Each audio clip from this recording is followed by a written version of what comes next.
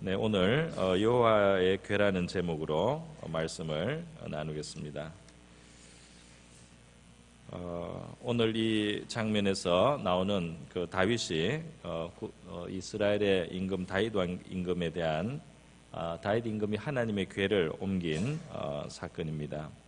우리가 다윗에 대해서 관심을 가지는 것은 하나님께서는 이 다윗을 하나님의 마음에 합한 자라는 그런 평가를 해주셨습니다. 사도행전 13장 보면은 하나님의 마음, 나의 마음에 합한 자라, 그런 다윗을 우리가 봅니다.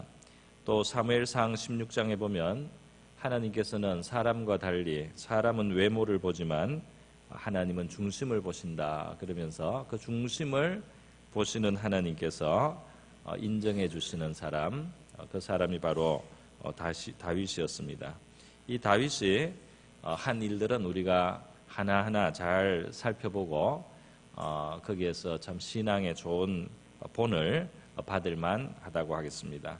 그래서 오늘 이 다윗이 하나님의 법궤 여호와의 궤를 옮기는 이제 이 사건을 통해서 우리가 교훈을 받고자 하는 것입니다. 통일 이스라엘 왕국이 이 시대는 통일되어 있습니다. 나중에 세월이 지나서 이스라엘이 분열이 되는데 이때는 아직 통일되어 있을 때입니다. 통일된 이스라엘 왕국의 왕이 되었을 때 다윗이 처음 자발적으로 행한 일이 바로 이 하나님의 궤 여호와의 궤를 자기가 있는 예루살렘, 또 더 구체적으로 말하면 그 안에서도 다윗성이라고 하는 곳으로 이 법궤를 하나님의 궤를 모셔오는 일이었습니다. 그 외에 다윗이 이 왕이 되자마자 한 일들 중에는 전쟁도 물론 있었습니다. 블레셋이 다윗이 왕이 됐다는 소리를 듣자마자 바로 기선을 제압하기 위해서 2번이나 침공을 해오는 일이 있었는데, 그것은 이제 불가피하게 다윗이 나라를 방어하기 위해서 하나님 도움을 받아서 전투를 해야 됐던 것이고, 어쩔 수 없었던 그 일 외에 다윗이 왕이 되고 나서 처음으로 자발적으로 의도적으로 행했던 일은 무엇이냐면 바로 여호와의 궤를 예루살렘으로 모셔오는 일, 바로 다윗의 최대 관심사가 무엇이었느냐 하는 것을 보여주는 것입니다. 이 여호와의 궤에 대해서는 낯선 분들도 있을 수 있기 때문에 제가 설명을 조금 드리겠습니다. 하나님께서는 이스라엘 백성들을 애굽에서 구원해내신 이후에 그 성막을 짓게 했습니다. 이 천막으로 천막 성전을 짓게 하셨어요. 그리고 이 천막 성전의 제일 안쪽에 무엇을 뒀느냐 하면 나무 상자를 두셨는데, 이 나무 상자는 금으로 싼 나무 상자입니다. 이것이 바로 이 여호와의 궤라고 하는 것입니다. 그것을 법궤라고도 부르는 이유는 그 상자 안에 하나님의 법인 십계명 돌판을 그 안에 담아 놓았기 때문에 그것을 법궤라고도 불렀습니다. 그리고 이 법궤는 고리를 달아서 채를 끼워서 제사장들이 또는 레위인들이 그것을 메고 이동을 할 수 있는 그런 궤였습니다. 이 궤는 굉장히 아름다웠어요. 크지는 않습니다. 가로 110cm, 세로 65cm, 높이 65cm 정도니까 뭐 요만한 궤입니다. 대단하지 않습니다. 그러나 거기에 우리 하나님은 제일 중요한 이스라엘의 그 심장과 같은 하나님의 법을 그 안에 두셨고요. 그 십계명 돌판을 그 안에 담고 이 법궤 뚜껑이 있습니다. 이 뚜껑은 역시 금으로 쳐서 만든 것인데요. 이 뚜껑 위에 두 명의 천사가 마주보는 형태로 요만하게 있어요. 그 천사가 날개를 펴서 이 법궤를 덮는 형상으로 2명의 천사가 법궤 위에 있습니다. 그게 이제 뚜껑하고 이 천사가 합체로 있어요. 합쳐 있는데 여기 바로 이 두 천사가 있고 그 사이에 그 공간을, 그 뚜껑을 뭐라고 하느냐면 시은소라고 불렀습니다. 이 베풀 시자에다가 은혜 은자, 장소 소자입니다. 은혜를 베푸시는 장소, 이렇게 했습니다. 이것이 왜 그렇게 중요하냐면 이 성막, 하나님 앞에 하나님의 백성들이 나오는 제일 중요한 그 장소에서도 그 제일 깊은 곳에 이 법궤가 놓여 있고, 거기에 법궤 뚜껑이 밑에는 돌판, 십계명 돌판이지만 그 뚜껑에는 이 천사의 모습으로 하나님이 이제 여기에 임재하신다는 그런 어떤 상징을 뒀습니다. 그리고 1년에 단 한 번 대제사장만 들어갈 수 있는 바로 그 공간 지성소에서 들어오면은 요 시은소, 요 천사 사이의 요 뚜껑에다가 그 희생 제물의 피를 떨어뜨리는 겁니다. 거기에 피가 뚝뚝 떨어져서 피를 뿌리는 겁니다. 그러면 온 백성의 죄가 용서를 받아요. 그게 대속죄일에 일어나는 일입니다. 보시면은 상징성이 많습니다. 이 나무 궤짝 금으로 쌓였습니다. 나무 궤짝 안에는 하나님의 법이 있습니다. 그 공의롭고 인자하고 의로우신 하나님의 법이 있는데 이 법만으로는 이 거룩하신 하나님 앞에서 우리 인간이 사는 길이 무엇입니까? 피가 필요합니다. 그래서 그 제물의 피가 이 위에 그 법 위에 그 뚜껑 위에 그 피가 희생 제물의 피가 뿌려져서 하나님의 은혜를 베푸심을 받음으로 그 우리 하나님의 백성들이 하나님과 함께 할 수 있는 그 근거를 얻는다 하는 그런 상징성을 가지고 있는 법궤예요. 이 법궤는 하나님의 임재를 이처럼 상징을 하기 때문에 이스라엘 백성들이 광야에서 행진을 할 때 이 법궤를 앞장 세워서 행진을 했습니다. 그래서 이 궤를 앞장 세워서 가고 백성들이 따라갈 때 이 법궤가 떠날 때 모세가 이렇게 말을 하도록 되어 있었어요. 민수기 10장에 나옵니다. 여호와여 일어나사 주의 대적들을 흩으시고 주를 미워하는 자로 주의 앞에서 도망하게 하소서. 하나님, 우리가 하나님을 모시고 행진을 하는데 우리의 대적들은 흩어지게 해주십시오. 이렇게 그렇게 축원을 했고, 또 이 자리에 이제 머물게 하나님이 하실 때는 법궤를 이렇게 행진을 쉽니다. 그때 궤가 쉴 때는 가로되 여호와여 이스라엘 천만인에게로 돌아오소서. 그 앞서 가시던 하나님께서 이제 그 백성들과 함께 이곳에 묵어 주십시오 하고 이 법궤와 함께 모세가 축원을 했던 것입니다. 그러니까 이 법궤는 바로 하나님의 함께 하심, 하나님의 임재를 상징하는 아주 중요한 그런 성전의 물건이었다는 거예요. 소품이었다는 겁니다. 사무엘상 4장, 5장, 6장에 보면 아주 흥미로운 사건들이 기록이 되어 있어요. 그건 뭐냐면 전쟁터에 나가서 이 법궤를 빼앗긴 사건입니다. 이스라엘이 이때는 죄를 많이 짓고 제사장의 아들 홈리와 비나스도 범죄를 많이 하고 이스라엘이 잘못하고 있을 때예요. 그런데 이스라엘은 이 법궤만 메고 가면 전쟁에 이길 줄 알고 하나님을 이용하듯이 이 법궤만 끌고 나가면 하나님이 우리와 함께 하니까 전쟁을 이길 것이다. 그들이 하나님 앞에서 자기 삶을 바르게 하고 신앙생활을 바르게 하려고 하는 이러한 반성은 없이 그냥 하나님을 끌어들이기만 하면 전쟁을 이길 것으로 이렇게 착각을 했습니다. 그래서 법궤를 그냥 전쟁 때 무조건 가져갔어요. 그렇게 끌고 갔더니 하나님께서 전쟁에서 패하게 하셨어요. 패할 뿐 아니라 법궤까지 빼앗겼습니다.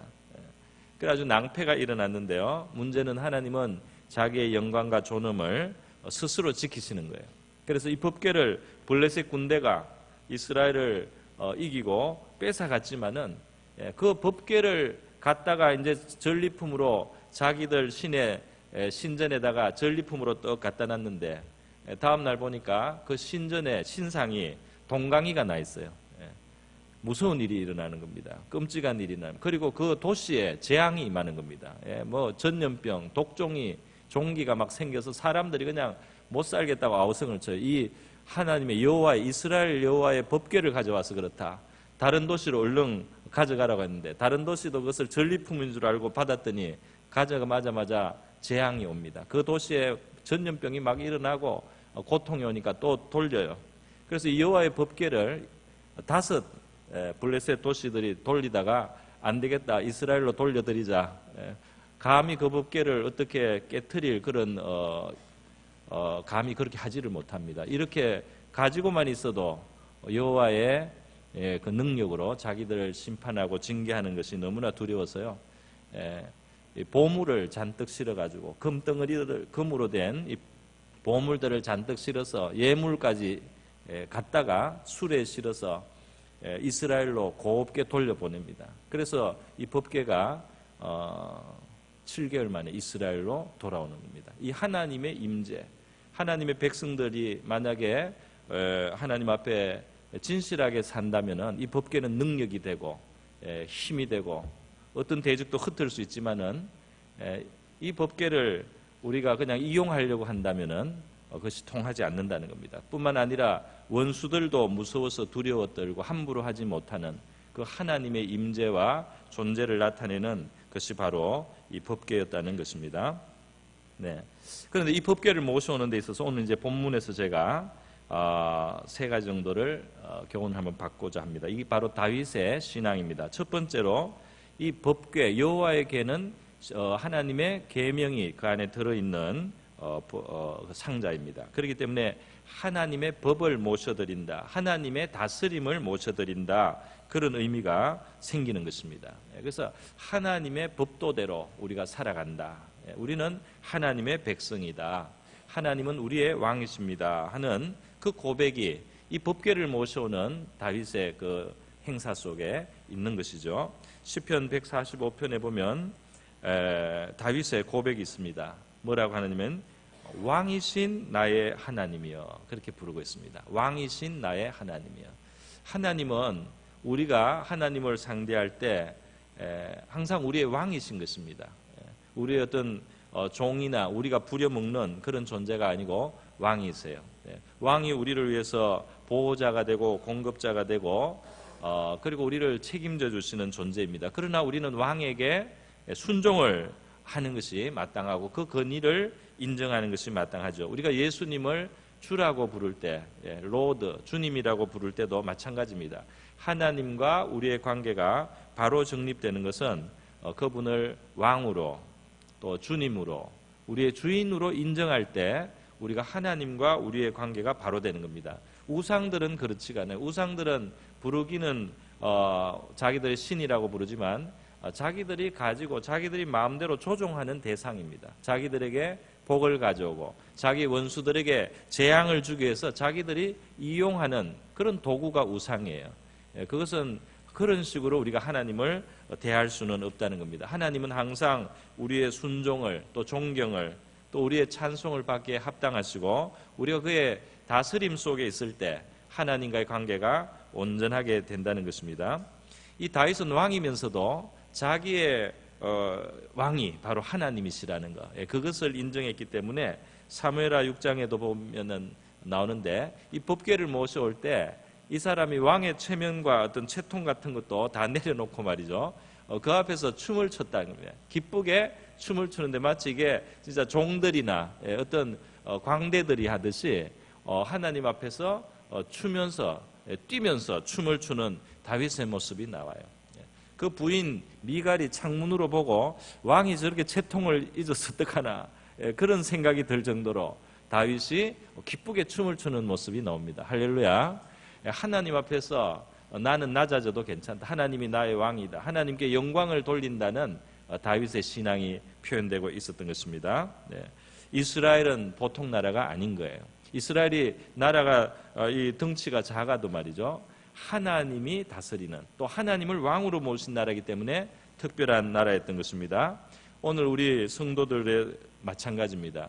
우리도 세상의 많은 사람들처럼 한평생을 몇십 년 또는 뭐 100년까지 살다가 간다 할지라도 그냥 똑같은 인생이라고 생각하면 안 되는 겁니다. 우리가 만약에 하나님을 믿고 예수 그리스도를 주님으로 영접했다면은 우리 인생은 하나님이 왕이신, 하나님을 왕으로 모신 삶으로서 이 세상의 일반적인 그냥 살다가 하나님 모르고 살다가는 그러한 불행한 삶과는 다른 달라진 삶이라는 사실을 우리가 먼저 인정해야 될 줄로 믿습니다. 굉장히 다르다는 거야. 아니, 나는 별로 달라진 게 없습니다. 교회를 오고 나서 별로 달라진 게 없습니다. 내가 오늘 예수를 믿고 내 마음에 하나님이 주신 어떤 성령의 감동을 경험한 적이 있습니다마는 뭐 달라진 것이 없습니다. 이렇게 우리가 우리의 경험에 의지해서 별것 아닙니다, 이렇게 하면 안 되는 거예요. 그 이스라엘이 겉에서 보면 별것 아니지 않습니까? 그냥 다른 나라들 뭐 심지어는 더 무역도 많이 하고 군사력이 큰 나라도 있지만 하나님을 왕으로 모셨기 때문에 굉장히 독특하고 구별되고 특별한 자리에 있다는 사실을 이스라엘은 잊지 않아야 되는 것입니다. 우리 성도들도 마찬가지예요. 하나님이 나의 왕이시고 나를 다스리시는 분이고 내가 그분께 내 인생을 의탁하고 맡기고 하나님이 이끌어 가시는 삶을 살겠다고 할 때 우리에게 복이 있을 줄 믿습니다. 복이 있어요. 그 하나님께 여러분의 인생을 맡기십시오. 하나님 나의 왕이 되어주세요. 하나님 나의 주님이 되어주십시오. 정말 나를 주장하시고 내가 순종해드리고 내가 순종하는 그런 삶을 살겠습니다 하고 고백할 때 우리의 삶에 새로운 일들이 이루어질 줄 믿습니다. 그래서 하나님이 계시고 다스리는 곳에 좋은 일이 있지 않겠습니까? 하나님을 모시고 왕으로 모신 사람의 생애에 좋은 일이 있지 않겠어요? 그 마음에 기쁨이 생기지 않겠어요? 우리 하나님을 왕으로 섬기는 다윗의 신앙 우리 함께 본받을 수 있기를 바랍니다. 두 번째로 생각해 볼 수 있는 것은요, 이 법궤를 모셔오는 사건 속에는 뭐가 있느냐 하면 이 다윗이 자기와 이스라엘 전체 공동체 이 하나님 백성들이 함께 이 신앙을 회복하자는 그러한 의지가 소원이 담겨 있는 것입니다. 이 법궤야말로 이스라엘의 그 가장 중요한 하나님, 이스라엘의 정말 생명이고 이스라엘의 축복인 바로 그 하나님을 상징하는 것이기 때문에 이 법궤를 모셔오는 것은 이스라엘의 신앙의 심장을 회복하는 것과 같습니다. 그런데 참 놀랍고도 불행하고 슬픈 일이 뭐냐면 이 다윗의 앞에 있었던 사울 임금이 얼마나 이 하나님을 떠났는지, 그 사람이 하나님 때문에 왕이 된 사람임에도 불구하고 나중에는 자기 그 왕이신 하나님을 잊어버렸어요.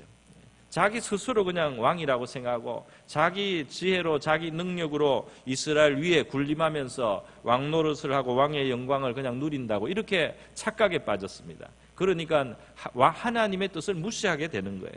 심지어는 그냥 막 하나님의 제사장들 그 동네를 그냥 초토화시킵니다. 정치적인 이유 때문에, 정치적인 판단 때문에.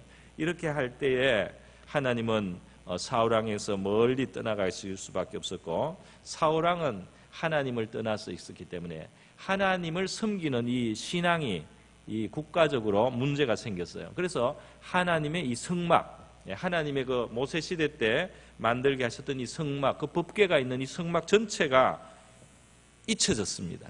이스라엘 백성들에게 까맣게 잊어졌어요. 이 성막이 나중에 어디에 있는지도 모르는 상태가 됐습니다. 하나님의 백성 이스라엘 백성들에게 이런 일이 있을 수 있을까요? 그런 일이 있을 수 있었다는 겁니다.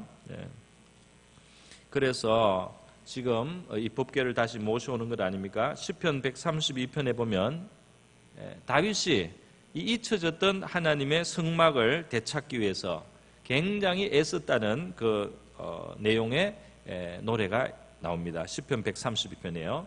거기에 보면 여호와여 다윗을 위하여 그의 모든 근심한 것을 기억하소서. 다윗이 하나님을 위해서 걱정했다는 겁니다. 저가 여호와께 맹세하여 야곱의 전능자에게 서원하기를, 내가, 지금 다윗의 표현입니다. 내가 실로 나의 거하는 장막에 들어가지 아니하며 침상에 오르지 않으며 내 눈으로 잠들게 하지 않으며 내 눈꺼풀로 졸게 하지 아니하기를 여호와의 처소 곧 야곱의 전능자의 성막을 발견하기까지 하리라. 내가 하나님의 성막을 찾을 때까지는 잠을 안 자겠다. 이런 결심을 다윗이 했다는 거예요. 난 침상에 올라가지 않겠다. 내가 잠을 안 자고 그렇게 지내면서라도 빨리 하나님의 성막을 발견하겠다. 이렇게 다윗이 서울했다는 겁니다. 빨리 안 찾으면 다윗은 죽어요. 그럴 지경이에요. 그런데 하나님이 자비를 베풀어 주셔서 빨리 찾았어요. 우리가 그것이 에브라다에 있다 함을 들었더니 나무 밭에서 찾았도다. 나무 있는 밭에 어느 과수원 같은데 치워놨어요. 그거를 겨우 찾아낸 겁니다. 그래서 우리가 그의 성막에 들어가서 그 발등상 앞에 경배하리로다. 여호와여 일어나사 주의 권능의 궤와 함께 평안한 곳으로 들어가소서. 이제 우리가 하나님의 궤를 모셔드립니다. 우리가 하나님께 마땅한 존경과 영광과 이 존귀를 올려드리면서 하나님을 경배하겠습니다 하고 다윗과 함께한, 지금 우리라고 했습니다. 우리가 그 성막에 들어가서 우리가 찾았도다. 이 말은 뭐냐면 다윗이 성막을 모셔들여 오는 일을 개인의 일로 한 것이 아니라 이스라엘 전체 백성들이 우리의 일로 여기면서 그 일이 이루어지게 하였다는 겁니다. 우리의 일로 여겨지게 했어요. 그래서 사무엘서에 보면 이 법궤를 옮겨오는데 3만 명의 이스라엘 지도자들과 함께 하는 겁니다. 그리고 천부장, 백부장, 지휘관들과 의논을 해가지고 같이 합의를 해서 온 이스라엘이 함께 그 신앙의 회복의 사건으로서 여호와의 법궤를 모셔오는 큰 행사가 이루어졌어 말이죠. 이 법궤 모셔오는 일은 이 이스라엘 전체 신앙의 회복을 도모하는 사건이 되었다 하는 겁니다. 할렐루야. 우리 개인의 신앙도 하나님 앞에서 늘 새로워지고 또 풍성해져야 되겠는데, 우리가 동시에 우리 하나님의 백성들과 함께 우리 교회 속에서 교회가 함께 하나님 앞에 은혜 받고 우리의 신앙이 뜨거워지고 우리 하나님 앞에 관계가 바로 될 수 있도록 우리가 도모한다면 우리 하나님의 마음에 합하는 자들이 될 줄로 믿습니다. 우리 세 번째로 이 법궤를 옮겨오는 데서 우리가 살펴보는 교훈이 또 있습니다. 이것은 뭐냐 하면요, 이 법궤를 모셔오는 이 사건이 한 번에 이루어진 일이 아니라는 것입니다. 사실 이것은 두 번째 옮겨오는 것입니다. 첫 번째 옮겨오려고 했을 때 사고가 일어났어요. 사고가. 어떤 사고냐? 법궤를 찾고 이제 좋아서 법궤를 모셔오는데 하나님의 그 이 법궤를 다루는 하나님의 그 율법 말씀이 있는데 그 말씀을 미처 생각을 못했어요. 그 말씀이 아주 구체적으로 규정이 되어 있는데 그 말씀을 무시하고 자기들 식으로 그냥 해버린 겁니다. 그 법은 뭐냐? 이 법궤는 반드시 사람이, 레위 사람들이, 제사장들이 어깨에 그 채로 어깨에 매서 사람이 매야 되는 겁니다. 그런데 이 법궤가 그렇게 매야 되는지는 모르는 블레셋 사람들이 이 수레에다가 실어가지고 이스라엘에 돌려보냈던 거예요. 옛날에 그런 사건이 있었던 거예요. 그런데 그 이방인들이 했던 것처럼 이스라엘이 처음에 이 법궤를 지금 다윗이 모셔올 때는 그냥 수레에다가 그 법궤를 모셨던 집에 그 집 아들이 그 수레에다가 그냥 법궤를 얹어가지고 끌고 소가 끌고 나오게 했던 겁니다. 하나님은 그게 더 편리한 줄은 아시겠지만은 그 뜻이 달라요. 짐승에게 맡겨가지고 끌고 가게 하는 여호와의 법궤, 그렇게 하나님의 법궤를 대해서는 안 되는 겁니다. 정성스럽게 좀 수고스럽더라도 어깨에 직접 메고 사람들이, 제사장이, 구별된 사람들이 자기를 성결케 하고 어깨에 메고 여러 사람이 어깨에 메고 그것을 옮겨야 되는 거예요. 그런데 모르고 말이죠. 그렇게 했습니다. 이 법궤를 모시고 있었던 그 집에서 이 법궤를 좀 소홀하게 다루었던 것 같아요. 그래서 그냥 끌고 그 수레 끌고 나오다가 어떤 일이 있습니까? 이 소가 끌고 가던 소가 갑자기 날뛰었어요. 문제가 소가 날뛰니까 그 집의 아들 우사라는 아들이 있는데 법궤를 쉽게 생각했습니다. 법궤 그냥 툭 잡았어요. 그냥 이거는 상자다 툭 잡았어요. 그 순간 치심을 받아 죽었습니다. 우사가 그 자리에서 즉사를 했어요. 법궤를 옮기던 첫 번째 그 과정에서 한 사람이 사망 사고가 일어난 겁니다. 하나님을 하나님으로서 합당하게 그 도리에 맞게 대하지 않다가 아주 쉽게 가볍게 대하다가 치심을 받아서 우사가 즉사를 하는 사고가 일어났어요. 그래서 하나님이 두렵다 하고 이 법궤를 모셔오는 것을 중단을 하고 말이죠.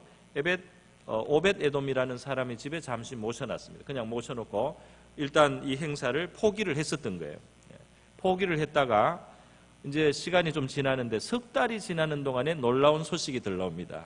뭐냐면 하나님의 법궤가 오벳 에돔의 집에 석 달이 있는 동안에 그 집에 그렇게 축복이 있다는 거예요. 복이 넘친다는 거예요. 그 자손들과 그 집안의 동물들과 짐승 새끼까지 석 달 동안 무슨 일이 일어났는지 다 모르겠습니다. 자세한 내용은 없는데 뭐 새끼를 낳아도 전부 다 쌍둥이를 낳는다든지 뭐 하여튼 여러 방법으로 좀 신기하게 이거는 뭔가 확실히 다르다 이렇게 느껴질 정도로 아주 복이 흘러 넘치는 거예요. 오벳 에돔의 집에. 그 소식을 보고를 합니다. 다윗이 듣습니다. 다윗이 듣고 그 뜻을 해석합니다.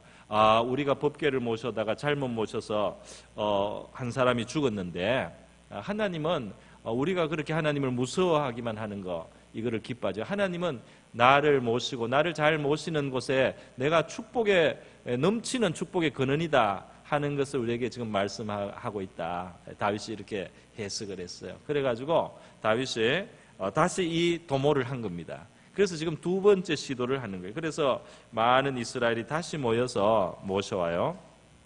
이 법궤를 모셔오는 과정이 있었던 것이 사무엘하 6장에도 나오고 역대상에게도 나오는데 역대상이 좀 더 자세하게 나와요. 그래서 13장에는 어떻게 사고가 일어났는지 첫 번째 실패하는 장면이 역대상 13장에 나타나고 그 다음에 15장과 16장 두 장에 걸쳐서 성공을 하고 어떻게 그 온 백성이 기뻐했는가 하는 사실이 나옵니다.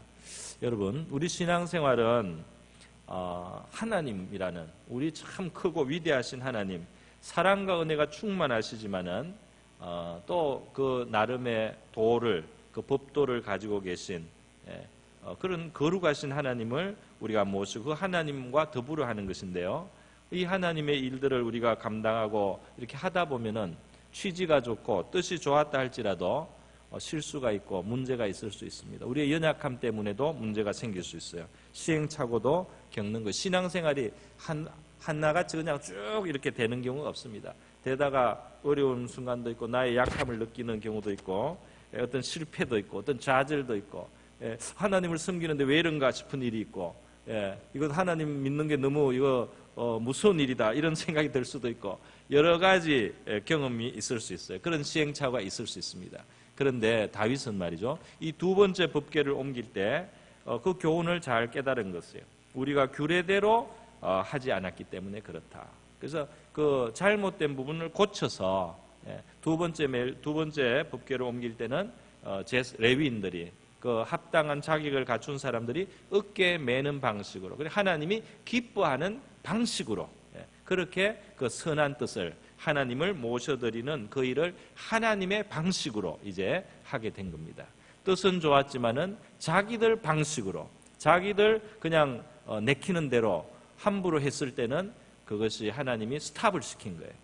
그런데 하나님의 방법대로 그것을 하겠다고 이렇게 나올 때는 그것이 순조롭게 순탄하게 이루어졌었다는 것입니다. 할렐루야. 우리 신앙생활에는 신행착오가 있어요. 그래서 어떤 신앙의 일들 또는 고난의 순간에 우리는 생각해야 됩니다.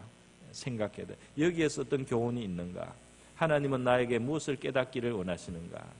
하나님이 주시는 교훈은 무엇입니까? 이렇게 우리가 겸손하게 묻는다면 또 생각한다면 우리가 더 온전한 신앙으로 나가게 될 줄 믿습니다. 하나님이 기뻐하시고 교훈을 주시고 가르쳐 주시는 거예요.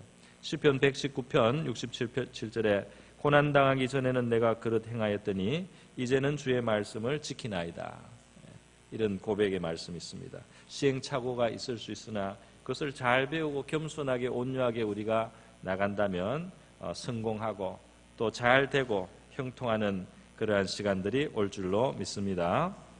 우리 요아에게를 자기의 곳으로 모셔드린 다윗의 믿음과 신앙의 자세를 우리의 것으로 우리도 삼을 수 있기를 바랍니다. 하나님을 왕으로 섬기고 우리 함께 신앙 안에서 회복하고 그리고 교훈을 받아가면서 하나님을 섬기는 더 발전된 모습으로 주님을 섬기면서 겪는 우리 다윗의 형통함, 하나님이 함께 하시는 그 은혜가 저와 여러분에게 있기를 주님의 이름으로 축원드립니다.